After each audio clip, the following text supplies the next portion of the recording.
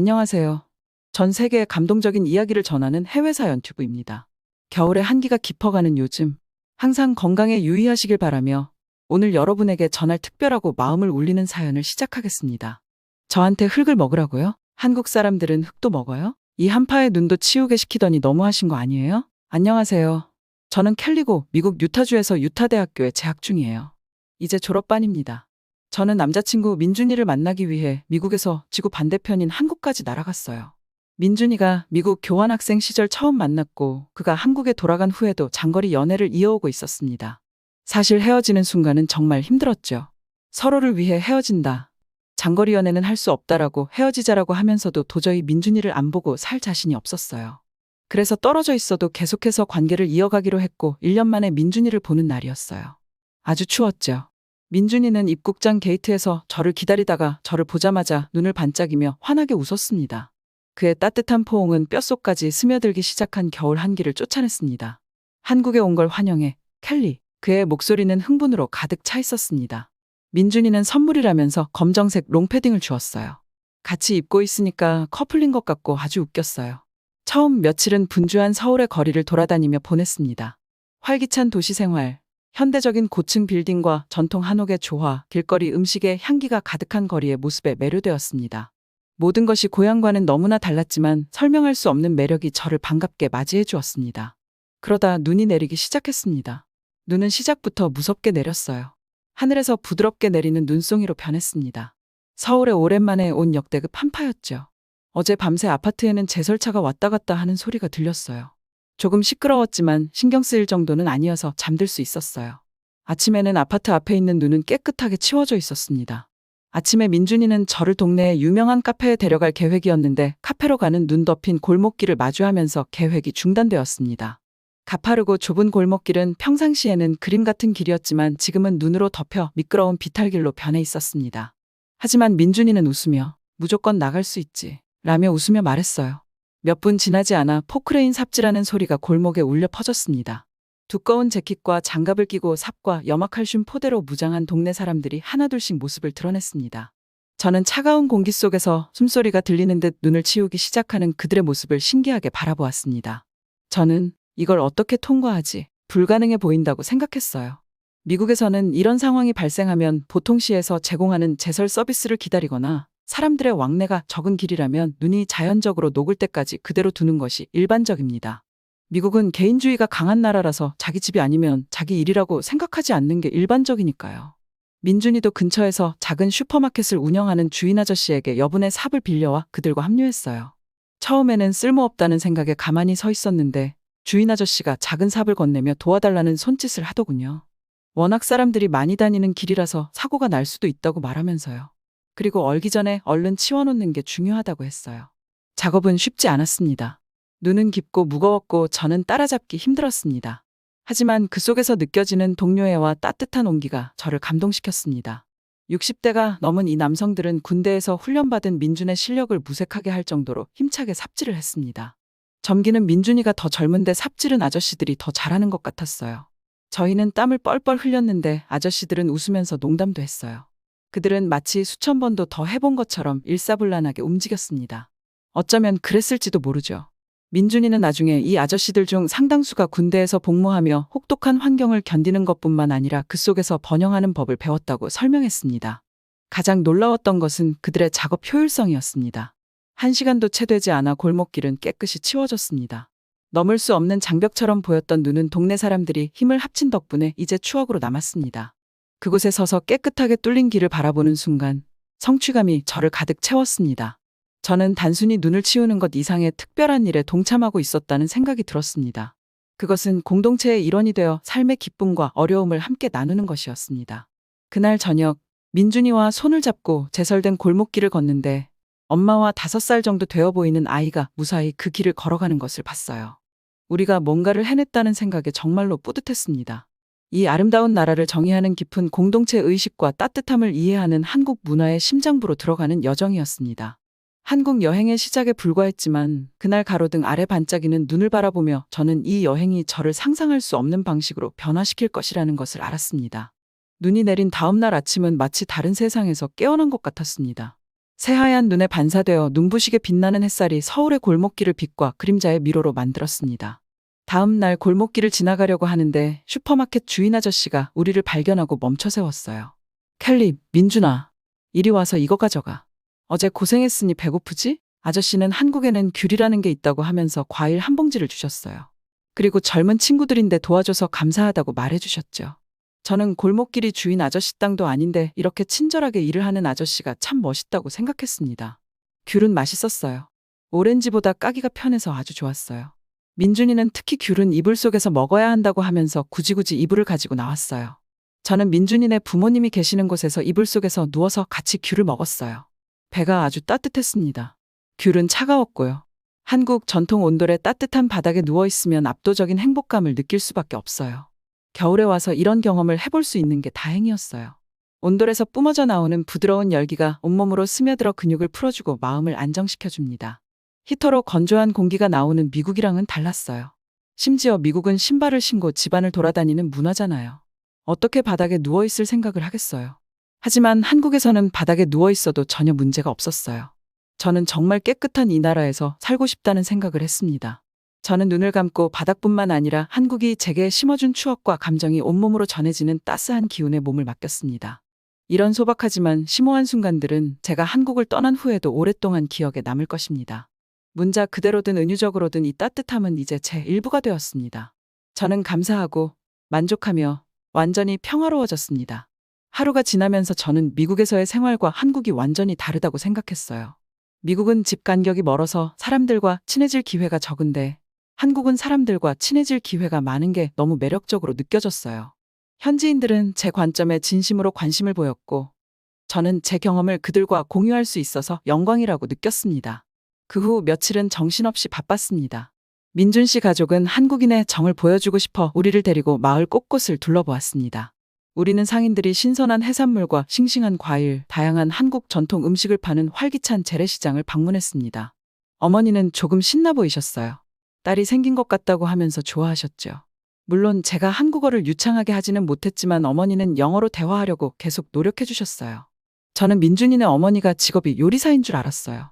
왜냐면 미국에서 가는 식당보다 훨씬 더 맛있는 것들을 해주셨거든요. 특히 미국에 있는 한식당보다 집에서 먹는 밥이 훨씬 맛있었어요. 획일적인 메뉴들이 나오는 게 아니라 매일 다른 반찬이나 국이 나왔어요. 구수한 찌개와 생선구이부터 매콤한 김치와 섬세한 반찬까지 매 끼니마다 제 미각의 모험을 선사했습니다. 이런 대화를 나누면서 한국인의 정이라는 개념의 진정한 깊이를 깨달았습니다. 말로는 표현할 수 없는 사람들 사이의 깊은 애정과 유대감은 모든 대화, 함께 먹는 식사, 주고받는 웃음과 이야기에서 분명하게 드러났습니다. 저는 그 주 주말에 아주 기대에 차 있었어요. 기차에 올라타서 지나가는 풍경을 바라보니 구불구불한 언덕과 고즈넉한 시골이 번화한 도시와 어우러져 있었습니다. 민준이네 할머니네서 다 같이 하는 김장에 절 데려가 준다고 했거든요. 민준이는 걱정했어요. 쉬운 일이 아니니까 서울에서 쉬는 게 어떠냐고 물어봤죠. 하지만 이런 경험을 민준이가 없으면 언제 해볼 수 있겠어요. 가족들이 다 같이 하는 김장 행사니까 저는 꼭 가고 싶었어요. 민준이는 가서 도와주지 않아도 된다고 신신당부를 했어요. 도착하자마자 민준이네 할머니는 두 팔을 벌리고 활짝 웃으며 저희를 맞이해 주셨어요. 말수가 적지만 다정한 눈빛을 가진 할아버지는 고개를 끄덕이며 인사를 건넸습니다. 민준이가 말한 정이 느껴지는 따뜻한 집안 분위기가 즉각적으로 느껴졌습니다. 김장은 정말 신기했어요. 하지만 쉽지는 않았어요. 80포기가 가까이 되는 배추를 옮겨보신 적이 있으세요? 한국인들도 이 정도는 잘 안 한다고 하더라고요. 어머니는 엄청나게 미안해하셨어요. 그리고 계속 쉬라고 하셨죠. 하지만 저는 한국에서 잘것도 제공해주시고 음식도 계속해서 해주신 어머니한테 보답하고 싶어서 열심히 했어요. 제가 입은 옷도 좀 웃겼어요. 엄청나게 화려한 고무줄 바지랑 설거지할 때 쓰는 고무장갑을 꼈는데요. 고무장갑 안에 기모가 들어있었어요. 따뜻한 고무장갑이라니 뭔가 이상하지 않나요? 그래도 한국 사람들이 김장에 얼마나 진심인지 알 수가 있었어요. 신선한 배추더미, 선명한 붉은 고추장, 다양한 채소와 양념에 둘러싸인 채로 서 있자니 설레기도 하고 조금은 부담스럽기도 했습니다. 민준이의 어머니는 능숙한 손놀림으로 각 단계를 안내해 주셨어요. 양배추 잎 사이사이에 매콤한 양념이 골고루 묻도록 조심스럽게 양념을 펴바르는 방법을 알려주셨어요. 분명 똑같이 하는데 저는 어머니보다 훨씬 느렸어요. 할머니를 따라 하려니 손이 조금 더듬거리지만 민준이네 가족들의 웃음소리가 경쾌하고 따뜻합니다. 민준이의 아버지와 삼촌은 채소를 썰고 할머니가 충격적인 말씀을 해주셨어요. 옛날에는 이거의 2배는 했다고요. 저는 도대체 미국 식당에서 제공해주는 김치들은 며칠에 한 번씩 만드는 걸까 궁금증이 생겼어요. 그리고 한식이 엄청나게 손이 많이 가는 음식이구나를 깨달았습니다. 김장을 시작했을 때는 이른 새벽이었는데 다 끝내고 나니까 이른 저녁이 됐어요. 그래도 빨개진 배추들을 보면서 뿌듯함이 몰려왔어요. 밤이 깊어지자 민준의 아버지가 직접 만든 소주 한 병을 꺼내들었고 분위기는 축제 분위기로 바뀌었습니다.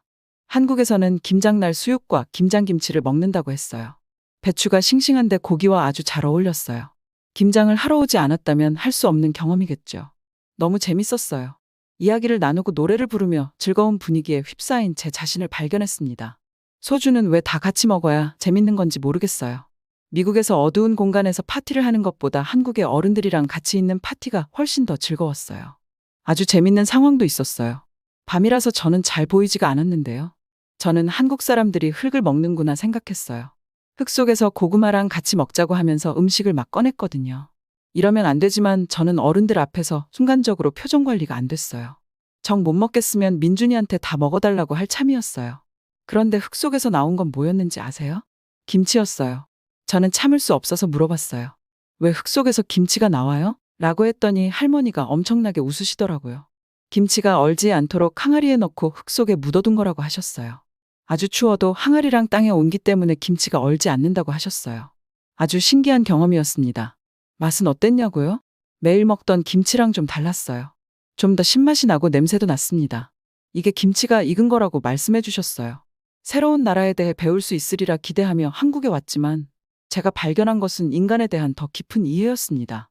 한국인의 따뜻함과 회복 탄력성, 확고한 공동체 의식, 유산에 대한 깊은 유대감은 제가 상상할 수 없었던 방식으로 저를 감동시켰습니다.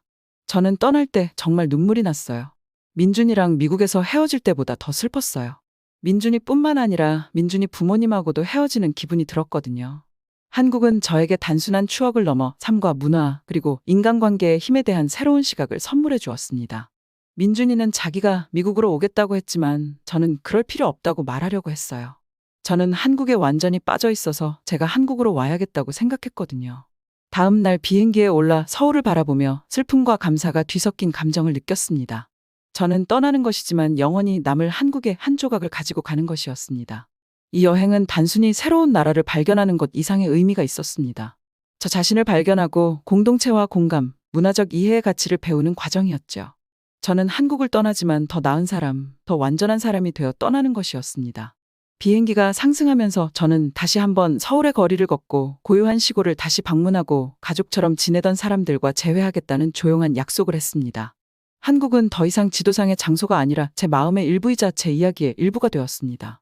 제가 미국으로 가자마자 뭘 했는지 아세요? 제 핸드폰에는 한국 이민, 한국 거주, 이런 것들만 가득했어요. 사람을 좋아하는 저로서는 꼭 한국에서 살아야겠다는 생각만이 가득했거든요. 저는 지금 한국 기업에 이력서를 넣고 있어요. 꼭 여러분들과도 한국에서 만날 수 있으면 좋겠어요. 오늘의 첫 번째 사연은 여기까지입니다. 날씨가 많이 쌀쌀해졌으니 건강에 유의하세요. 여러분의 구독, 좋아요, 알람 설정은 저희에게 큰 힘이 됩니다. 그럼 이제 두 번째 사연으로 넘어가 보겠습니다. 여러분의 따뜻한 마음이 이 사연에도 잘 전달되길 바랍니다. 한국으로 이민 오는 거 꿀 아니야? 근데 한국 영주권 비자 받으려면 연소득이 8천만 원 이상이라는데? 그럼 한국에 있는 외국인들 뭐야? 캐나다의 쌀쌀한 아침, 산드라가 마지막 여행 가방을 챙겼을 때였습니다. 하늘은 캐나다 겨울의 전형적인 회색 빛깔이었고 곧 떠날 여행과는 극명한 대조를 이뤘습니다. 한국으로의 이주는 하루아침에 결정된 것이 아니었습니다. 한국 문화와 언어 그리고 제가 알고 있던 것과는 다른 삶에 대한 약속에 매료되어 수년간 고민한 끝에 내린 결정이었습니다. 항공권을 손에 들고 공항에 서서 설렘과 불안이 뒤섞인 심장이 두근거렸던 기억이 납니다. 저는 언제나 다른 나라에서 사는 것을 꿈꿨어요. 활발한 저희 성격의 캐나다는 너무 넓고 지루한 동네였거든요. 물론 캐나다도 살기에 나쁘지는 않아요. 하지만 사람을 좋아하는 저에게는 다소 삭막하고 외로운 곳이었습니다. 저는 캐나다 오타와 대학교에서 컴퓨터공학을 전공하고 다른 나라로 가고 싶다는 생각에 고려대학교 컴퓨터과학과에서 석사학위도 취득하게 되었습니다. 왜 한국이었냐고 물어본다면 미국에 가는 것보다는 더 새로운 곳에 가고 싶었어요. 지금은 아주 좋은 선택이었다고 생각해요. 또 미국은 위험해서 무서웠거든요. 비행기가 태평양 상공으로 솟아오르는 동안 저는 캐나다에서의 삶을 되돌아보게 되었습니다. 제 고향의 넓고 종종 텅 빈 거리, 강점인 동시에 외로움을 유발하는 개인주의에 대해 생각했습니다. 광활한 풍경과 다문화 도시가 있는 캐나다는 언제나 제 고향이었습니다. 하지만 한국에는 저를 유혹하는 무언가가 있었습니다. 정주행하며 본 생동감 넘치는 한국 드라마나 영혼을 울리는 한국 음악 때문이었을지도 모르겠습니다. 인천국제공항에 착륙하는 순간 다른 우주에 들어선 것 같았습니다. 공항은 북적거렸고 한국어와 영어 안내 방송이 교향곡처럼 흘러나왔으며 긴장감과 설렘이 뒤섞여 손이 떨릴 정도로 짐을 챙겼습니다.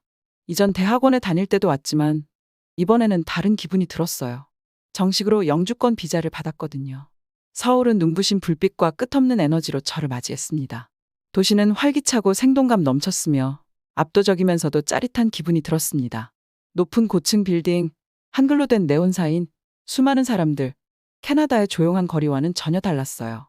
저는 도시를 가로질러 새 아파트로 향하는 동안 아드레날린이 솟구치는 것을 느꼈고 모든 디테일에 눈이 흠뻑 젖었습니다.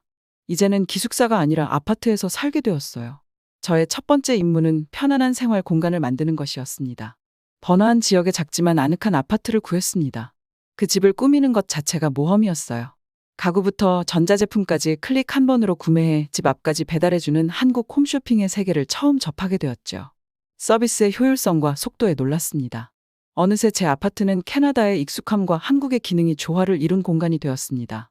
가장 먼저 눈에 들어온 것은 공동체 의식이었습니다. 캐나다에서는 어느 정도 프라이버시와 개인 공간에 익숙해져 있었거든요. 하지만 한국에서는 사람들이 다닥다닥 붙어 살면서도 따뜻하고 소속감이 느껴졌습니다. 같은 건물에 사는 아줌마들은 호기심 어린 눈빛과 수줍은 미소로 저를 맞이해줬어요. 저는 저보다 더 큰 무언가의 일부가 된 것 같은 환영받는 기분이 들었습니다. 한국 사람들의 따뜻함과 환대는 정말 감동적이었습니다. 도시에서 길을 잃었을 때 한 친절한 노인이 길을 알려줄 뿐만 아니라 목적지까지 데려다 주었던 기억이 납니다. 그 작은 친절이 깊은 인상을 남겼습니다. 음식은 또 다른 즐거움이었습니다. 캐나다에서는 비싼 물가 때문에 외식은 사치였어요. 한국에서는 저렴한 외식의 즐거움을 발견했습니다. 떡볶이와 김밥을 파는 길거리 포장마차부터 삼겹살집까지 먹을 게 너무 많았어요. 음식을 생각하다 보면 한국 사람들이 똑똑하다고 다시 생각하게 돼요. 외국 음식도 한국식으로 만들어서 먹는데 현지에서 먹는 것보다 더 맛있어요. 한국 음식도 가짓수가 엄청나게 많고요. 물론 제가 처음에 왔을 때보다 한국 물가가 엄청나게 오르긴 했는데요. 그래도 캐나다에 비하면 정말 행복한 물가예요. 캐나다는 한 달에 한 번 외식하기도 힘들거든요. 그래도 한국은 집에서 해먹는 비용과 외식값이 크게 다르지 않아서 사 먹을 수 있는 기회가 많아서 좋아요. 저는 사람을 좋아해서 한국에 왔다고 말씀드렸는데요. 한국 사람들의 따뜻한 마음은 저에게 깊은 감동을 주었습니다. 한국에서는 낯선 사람들이 길을 알려주거나 현지 최고의 맛집을 추천해주는 모습이 너무 좋았어요. 또 어떤 모임을 하고 싶으면 간편하게 사람을 찾을 수 있었어요. 꼭 대학에 다니지 않더라도요. 서울의 번잡함은 캐나다 고향의 고요함과는 극명하게 달랐습니다. 서울의 거리는 항상 활기가 넘쳤고 하루 종일 사람들로 가득했습니다. 저는 잠들지 않는 것 같은 도시의 에너지에 감탄했습니다. 밝은 네온사인과 떠들썩한 대화, 길거리 음식 냄새가 어우러져 짜릿하면서도 압도적인 분위기를 연출했습니다. 서울을 돌아다니면서 저는 서울이 제공하는 효율성과 편리함에 놀랐습니다. 특히 대중교통은 감동적이었어요. 지하철은 시간을 잘 지키고 깨끗하고 잘 연결되어 있어 출퇴근이 매우 쉬웠습니다. 캐나다에 있었으면 무조건 차를 샀어야 할 거예요. 그런데 차가 없이 편하게 이동할 수 있는 점이 정말 좋았어요. 저도 아직 해본 적은 없는데 한국은 대중교통만 타고도 서울에서 부산까지 갈 수 있는 방법도 있대요. 버스와 지하철은 시간을 잘 지키고 깨끗하고 효율적이었으며 고향의 불안정한 서비스와 극명한 대조를 이뤘습니다. 운전과 주차에 번거로움 없이 도시 곳곳을 돌아다닐 수 있어서 정말 자유로웠습니다. 이 자유로움이 제가 캐나다에서 한국 영주권을 따게 한 것이기도 해요. 왜냐면 집에서 벗어나야 다른 사람을 만날 수 있는데 캐나다에서는 그러기가 너무 힘드니까요. 한국에서의 시간을 돌이켜보면 놀라움을 금치 못하는 한 가지 측면은 한국의 놀랍도록 빠른 배송 시스템입니다. 처음 경험했던 순간은 마치 문화적 계시의 순간과도 같았습니다. 캐나다에서는 택배를 기다리는 시간이 영원처럼 느껴졌고 몇 주는 아니더라도 며칠씩 걸리는 경우도 많았습니다. 하지만 한국에서는 배송 서비스의 효율성과 속도가 차원이 달랐습니다. 저는 생필품과 식료품 등 몇 가지 필수품을 온라인으로 주문했던 기억이 납니다. 온라인 쇼핑은 며칠 전에 미리 계획을 세워야 하는 일이었기 때문에 저는 아무렇지 않게 며칠 안에 도착할 것이라고 예상하고 주문했습니다. 그런데 놀랍게도 다음날 아침 바로 문 앞에 물건이 배달되었습니다. 거의 마법 같은 느낌이 들었습니다. 이 시스템의 편리함은 타의 추종을 불허했습니다. 저녁에 주문하면 다음 날이면 물건이 준비되어 기다리고 있었습니다. 속도뿐만 아니라 배송 과정의 정확성과 세심함도 저를 감동시켰습니다. 물건이 문 앞에 아무렇게나 놓여 있는 것이 아니라 항상 정중한 메모나 배달원의 메시지와 함께 안전하게 놓여 있었습니다. 한국의 빠른 배송 문화는 제 라이프 스타일을 크게 변화시켰습니다. 필요한 식재료를 빠르게 주문하고 제 시간에 받아볼 수 있었기 때문에 즉흥적인 요리 계획을 세울 때 재료가 없어서 망설이지 않아도 되었습니다. 또한 급하게 필요한 선물이나 생필품이 있어도 당황하지 않아도 되었습니다. 거짓말 안 치고 이 시스템 때문에 캐나다에 잠깐 돌아갔을 때는 답답해 죽는 줄 알았어요. 게다가 빠른 배송이 가능한 품목의 종류가 놀라울 정도로 다양했습니다. 전자제품부터 신선식품까지 클릭 한 번으로 모든 것을 주문할 수 있었습니다. 이 시스템은 편리함과 시간 관리를 중시하는 한국의 빠르고 효율적인 라이프 스타일을 반영한 것이었습니다. 이 신속한 서비스에 익숙해지면서 제 일상생활에서 중요한 역할을 하고 있다는 것을 알게 되었습니다. 한국 택배 서비스의 신뢰성과 효율성은 단순히 물건을 빨리 받아보는 것뿐만 아니라 혁신과 고객 만족을 위한 한국의 노력을 상징하는 것이었습니다. 왜냐하면 집 문 앞에 택배가 놓여 있는데도 아무도 가져가는 사람들이 없거든요. 심지어 이걸 훔쳐가면 인터넷에 글이 올라올 정도예요. 너무 훔쳐가는 사람이 없으니까 택배를 훔쳐갔다고요. 인터넷에 택배 훔쳐간 글이 올라오면 사람들은 다 이해를 못하고요. 남의 택배를 훔쳐가는 짓을 해서 얻는 게 뭐냐고 하면서요. 한국의 기술 발전은 제 영주권 획득을 결심하게 해준 또 다른 요소였어요. 저는 컴퓨터 공학과를 나왔으니까 인터넷에 정말 민감했는데요. 여러분 컴퓨터 게임을 해도 같은 러를 해도 한국에서의 접속 시간과 북미에서의 접속 시간이 다른 걸 아시나요? 한국에서 매칭이 훨씬 빨리 돼요. 게임만 해도 이렇게 차이가 나는데 전공자 입장에서는 얼마나 차이가 크겠어요. 캐나다에서 일을 구했으면 매일 서버 확장만 했을 거예요. 그래도 서울에서는 서버 확장은 제가 신경 쓸 일이 아니었어요. 한국 생활에서 가장 기억에 남는 것은 의료보험제도인데요. 의료 서비스는 긴 대기 시간과 복잡한 시스템으로 유명한 캐나다에서 온 저에게 한국에서의 경험은 놀라울 정도로 달랐고 긍정적으로 놀라웠습니다. 그런데 미국 대륙에서 캐나다의 의료 시스템은 꽤나 고객 친화적인 편이에요. 그래서 미국에서 캐나다로 의료 원정을 오는 사람들도 있죠. 근데 한국은 차원이 달랐어요. 한국 의료 시스템과의 첫 만남은 계획에 없던 필요에 의해 이뤄진 것이었습니다. 감기에 걸렸는데 점점 심해지는 것 같아 동네 병원을 방문하기로 결정했습니다. 머리가 너무 아파서 참을 수가 없었어요. 직장에서 보다 못한 동료들이 참지 말고 병원에 가라고 권해주었어요. 저는 비싸서 가기 힘들 것 같아요. 감기로 어떻게 병원을 가냐고 물어봤는데 직장 동료들이 그런 걸 왜 걱정하냐면서 놀라더라고요. 정말 쓰러질 것 같아서 결국 병원에 가게 됐는데요. 고국에서 익숙해져 있던 긴 진료 과정과 거액의 진료비 청구서를 예상하고 있었는데 놀라움을 금치 못했습니다. 가장 먼저 눈에 들어온 것은 시스템의 효율성이었습니다. 병원에 들어서자마자 간단한 등록 절차만 거치면 바로 의사의 진찰을 받을 수 있었습니다. 긴 대기 시간도 없었고 지루하게 반복해서 작성해야 하는 서류 작업도 없었습니다. 의사는 세심하고 철저했으며 언어 장벽에도 불구하고 제가 진단과 치료법을 이해할 수 있도록 도와주었습니다. 하지만 저를 정말 놀라게 한 것은 저렴한 비용이었습니다. 약값을 포함한 진료비가 캐나다에서 비슷한 치료를 받을 때 예상했던 비용에 비해 놀라울 정도로 저렴했습니다. 비용뿐만 아니라 가격 책정의 투명성 또한 인상적이었습니다. 숨겨진 수수료나 예상치 못한 비용이 없었습니다. 심지어 왜 이 가격이 나오는지까지 영수증에 다 써져 있었어요. A4 용지로 만들어진 영수증 보신 적 있으세요? 제가 왜 이 가격을 냈는지를 다 보여주더라니까요. 심지어 제가 낸 금액은 한국 건강보험이 적용되지 않아서 한국 사람들보다 3배는 더 비싼 거라고 하더라고요. 그래도 캐나다보다 더 쌌어요. 약도 엄청 잘 들었고요. 한국에서 병원을 쉽게 가는 걸 보니까 캐나다에 계신 부모님도 놀라시더라고요. 더 대박인 사실은 뭔지 아세요? 한국 사람들은 2년에 한 번씩 건강검진을 나라에서 무료로 해주더라고요. 심지어 나이가 들면 암검진까지 무료로 해줬어요. 직장 동료들은 근데 이 놀라운 시스템을 가지고 키랑 몸무게만 재주는 건강검진이라고 안 가는 사람들도 있었어요. 한국은 도대체 얼마나 발전했길래 이런 서비스를 무료로 해주는데도 안 받나 싶었어요.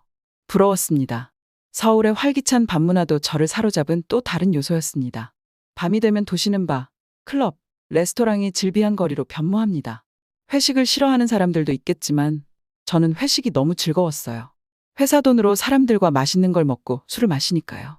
특히 술자리는 제가 한국어 실력이 늘 수 있게 해준 1등 공신이었어요. 일단 사람들이 한국어를 많이 하고 저도 신나서 저절로 한국어로 말을 하게 되었거든요. 하지만 가장 인상 깊었던 것은 서울에서 느낀 안정감이었습니다. 물론 한국에서도 뉴스에 나오는 일들이 있긴 하지만 제가 겪은 한국의 치안은 정말 놀라웠어요.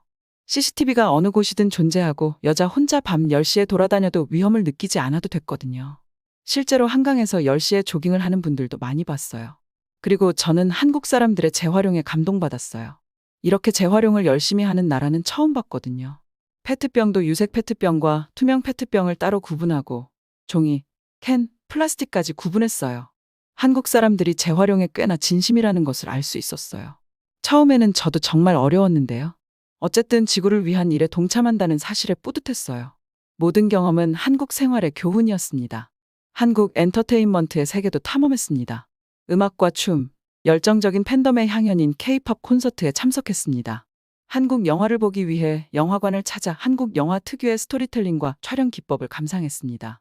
이러한 경험을 통해 한국의 활기찬 대중문화에 대한 감상이 더욱 깊어졌습니다. 한국에 정착하는 데 가장 큰 도움이 된 것은 직장 문화를 이해하는 것이었습니다.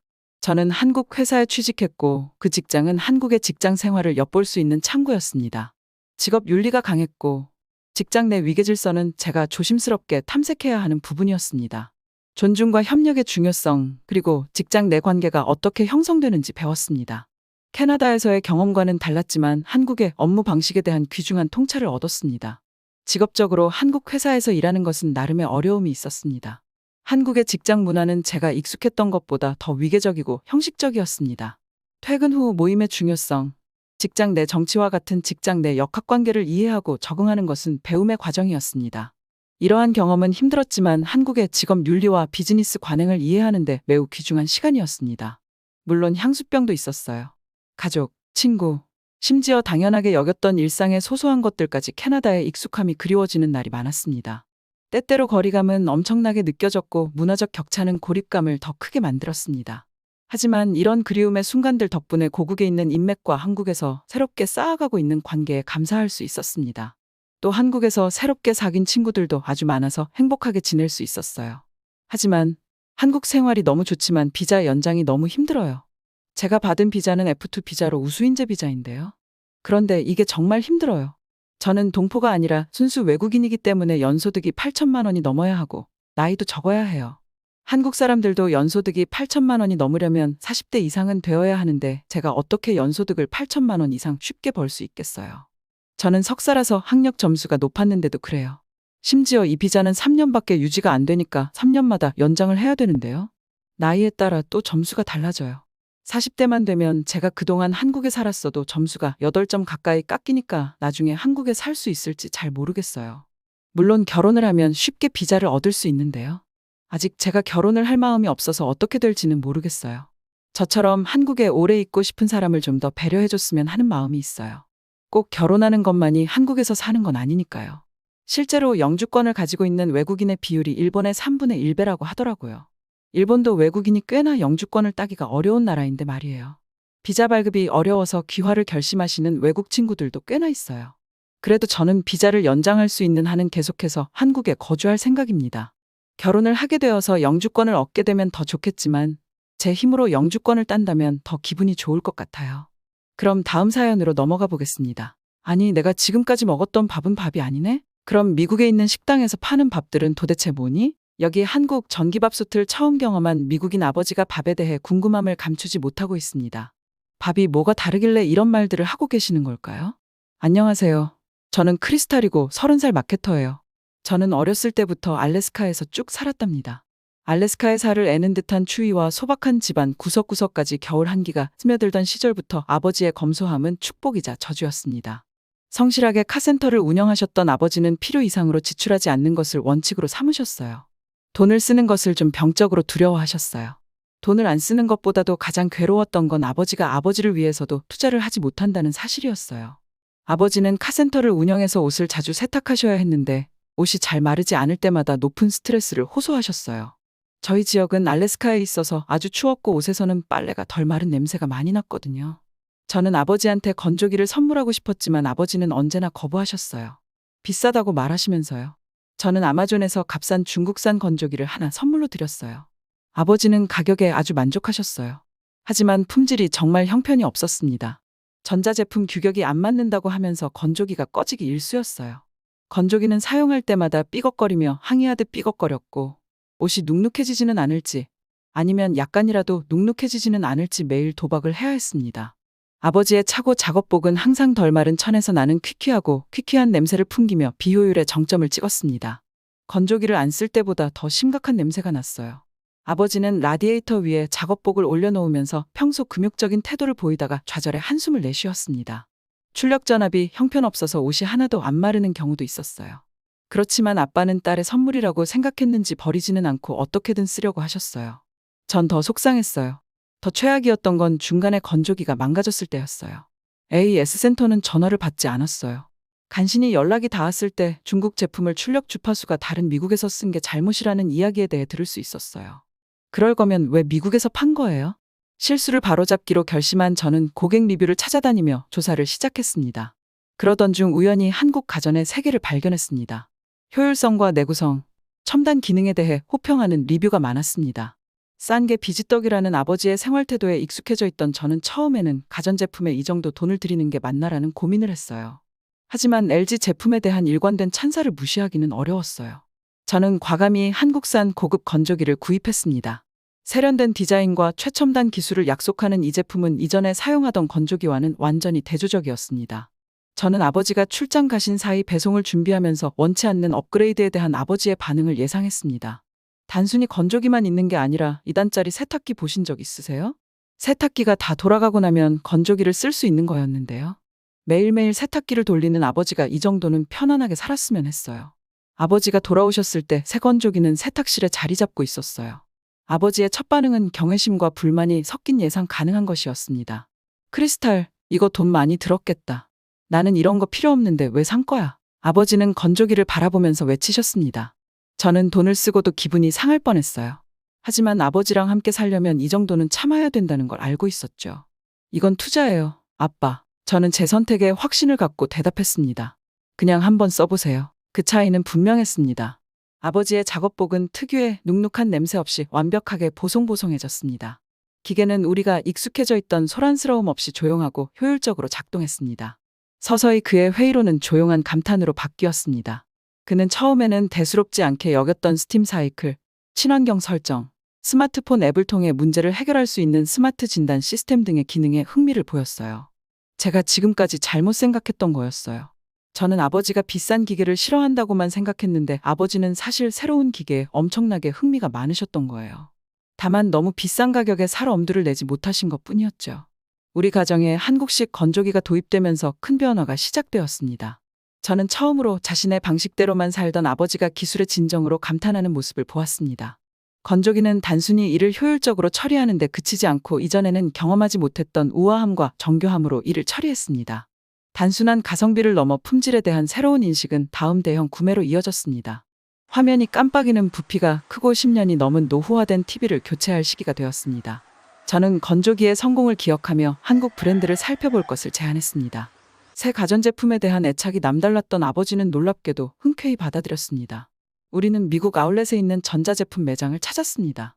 세련된 디자인, 생생한 디스플레이, 스마트한 기능은 우리가 사용하던 오래된 텔레비전과는 차원이 달랐습니다. 특히 LG 제품에 대한 아버지의 신뢰는 엄청났어요. 게다가 TV를 많이 보신 분들은 아시겠지만 정말 차원이 달랐어요. 분명히 같은 영상을 송출하고 있는데도 TV에서 보여주는 화질이 LG건 남달랐어요. 아버지는 거의 홀린 듯이 그 제품에 빠져 계셨어요. 말로는 자기는 저렇게 좋은 건 필요 없다고 하시면서도 시선을 떼지 못하셨죠. 저는 결정했습니다. 우리는 대한민국의 제품을 집으로 가져가기로 했어요. 설치는 순식간에 이루어졌고 곧 우리는 화면에 선명하고 또렷한 이미지에 감탄했습니다.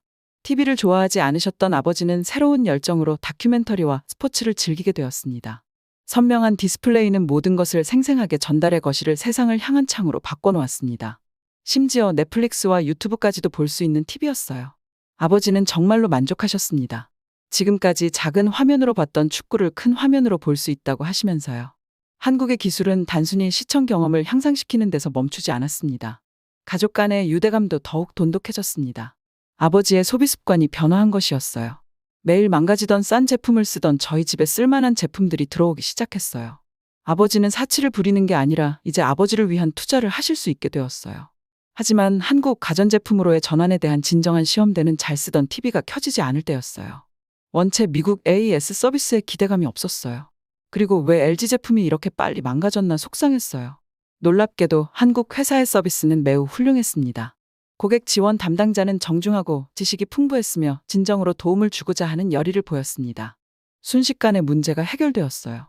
셋톱박스와 블루투스 연결이 끊긴 아주 간단한 문제였어요. 정상적으로 작동하는 TV를 갖게 되었을 뿐만 아니라 한국의 효율성과 고객 관리에 대한 새로운 존경심을 갖게 되었습니다. 이러한 매끄러운 경험은 이전에 경험했던 가전제품 서비스와는 완전히 대조적이었습니다. 단순히 기술력만 뛰어난 것이 아니라 고객 만족을 위한 접근 방식 전체가 우수했습니다.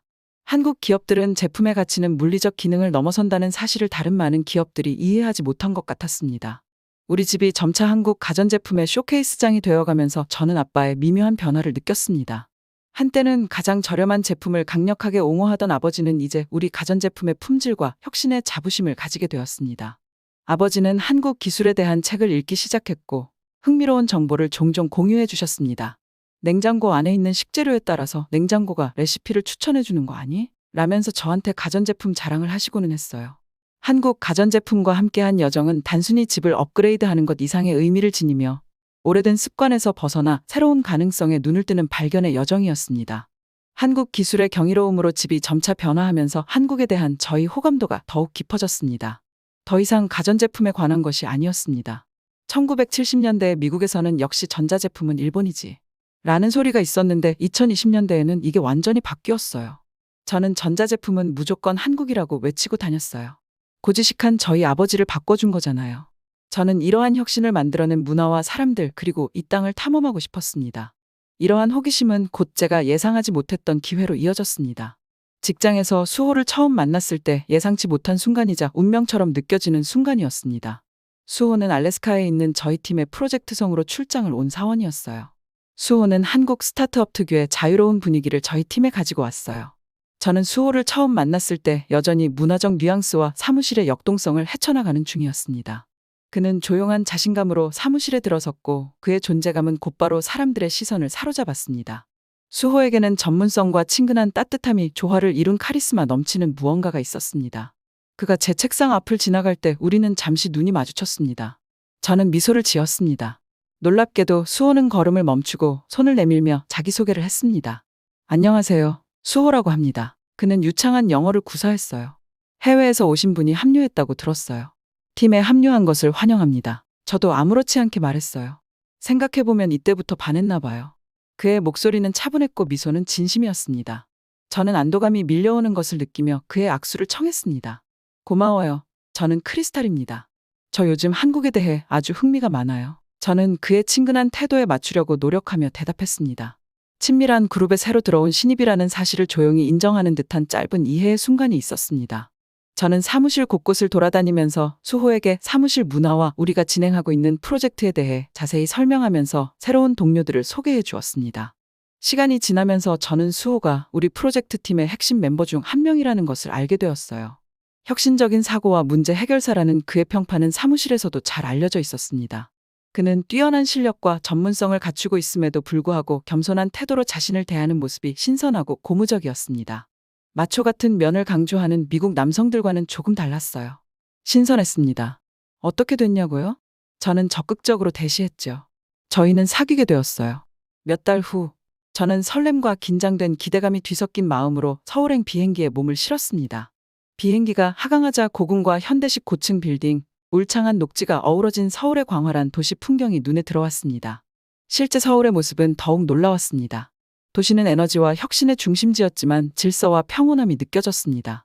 거리는 흠잡을 데 없이 깨끗했고 대중교통 시스템은 놀라울 정도로 효율적이었으며 어디를 둘러봐도 존중과 공동체를 중시하는 사회의 흔적이 보였습니다. 가장 먼저 눈에 들어온 것은 도시의 안전이었습니다. 밤의 거리를 걸으면서 저는 새로운 안정감을 느꼈습니다. 밤늦게까지 문을 여는 편의점은 야식을 먹거나 친절한 현지인들과 즉흥적으로 대화를 나눌 수 있는 안식처가 되었습니다. 어느 날 밤, 편의점 라면 한 그릇을 먹으며 서울과 진정한 사랑에 빠지게 되었습니다. 단순히 라면의 맛뿐만 아니라 매장의 따뜻함, 사람들의 친절함, 더 큰 무언가의 일부가 된 듯한 느낌 등 모든 경험에 매료되었습니다. 여행이 끝나갈 무렵, 저는 한국이 저에게 단순한 추억을 넘어 새로운 관점을 주었다는 것을 깨달았습니다. 품질, 혁신, 공동체를 중시하는 관점 말이죠. 한국에 돌아가서 가족들, 특히 한국 가전제품을 통해 자신만의 발견의 여정을 시작한 아버지와 함께 공유하고 싶었어요. 첫 번째 장애물은 수호를 아버지에게 소개하는 것이었습니다. 아버지는 항상 보호 본능이 강하셨고 외국 문화에 대한 우려를 숨기지 않으셨죠.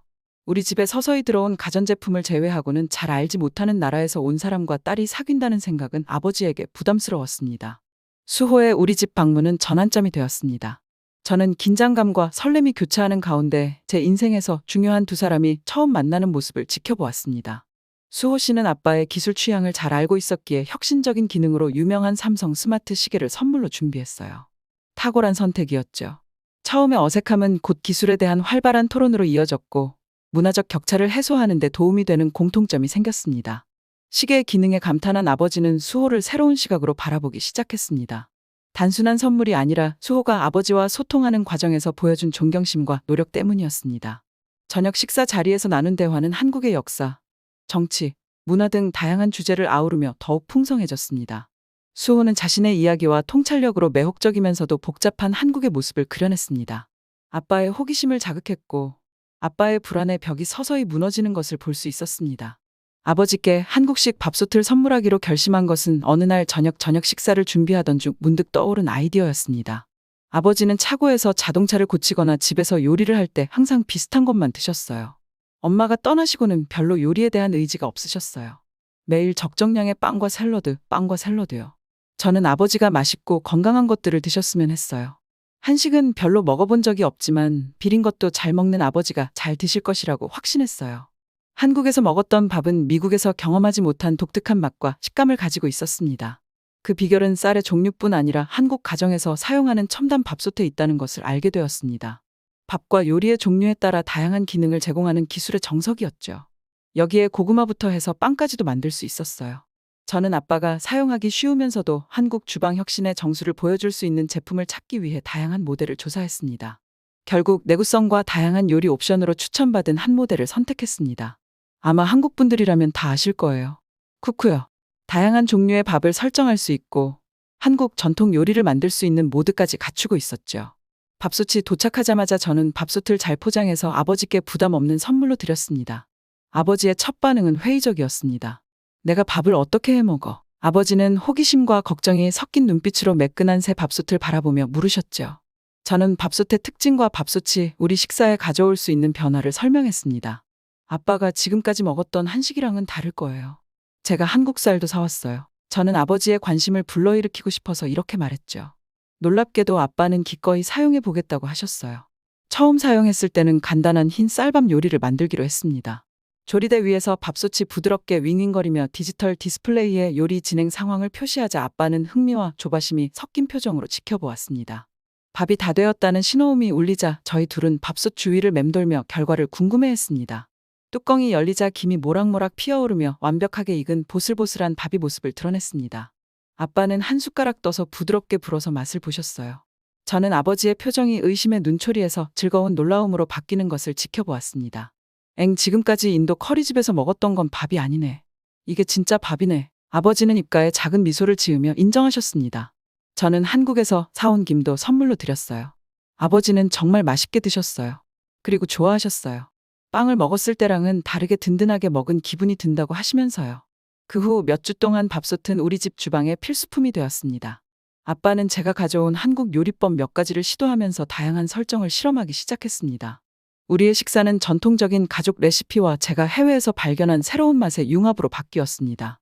저는 한국 가전제품에 완전히 몰입하면서 서울이 제공하는 직업적 기회도 탐색하기 시작했습니다. 저는 기술 스타트업 분야의 매력을 느껴서 서울에서 일할 수 있는 방안을 찾아보고 있어요. 물론 수호와의 관계를 이어가고 싶은 것도 있죠. 아버지가 카센터 일만 접으면 한국으로 당장 모시고 가도 좋아하실 것 같아요. 한국은 언제나 새로운 것들에 대해 열려 있으니까요. 이 공간에서 뿜어져 나오는 에너지와 창의성은 아버지도 변하게 할 수 있을 거라고 확신해요.